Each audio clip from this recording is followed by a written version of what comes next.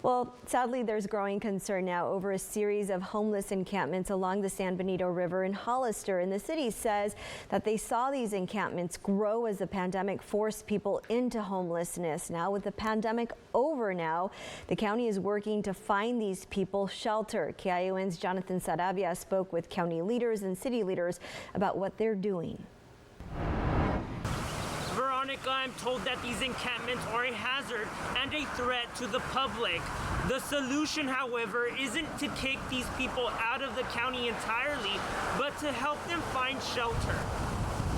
We, as a city and the county, are trying to work together to try to get the homeless to our shelter, to get them the services and the help that they need. Hollister Mayor Ignacio Velasquez says that during the pandemic, it was very tough to move people back to shelters, especially with the limited amount of beds available. This caused for little communities being created along rivers and alleys. But Velasquez says vaccines are the solution and could allow more people back at homeless shelters. More people back into the shelter.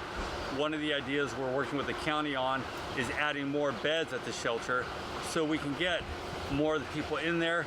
And then later we're working on a larger project to increase the number of beds in the entire county so we can address the entire homeless population. San Benito County Sheriff deputies scoped the area to determine how many people and encampments are along the river. Captain Eric Taylor says there is a sense of urgency based on the number of individuals and people located at these camps. We sent a team of 4 deputy sheriffs. We went from Hospital Road all the way to Highway 156 and the entire San Benito River bottom and the benchlands surrounding it. And we were able to identify about 55 encampments down there. We contacted about 75 people, and there's about 30 or 35 cars that are down in the river bottom right now. A major concern with these encampments are the public safety hazards that could come from them. The county says a recent fire took place that damaged communication lines and part of the bridge along Highway 156. Supervisor Colin Kosmicki referred to this fire as a real wake-up call. Especially with dry season coming, for that fire and that example of what can happen to have been much, much worse. So really, it's a public safety emergency and it's a potential environmental disaster, having homeless people encamped and living in these conditions in a riverbed, which is a habitat, a sensitive habitat that leads out to the Monterey Bay region.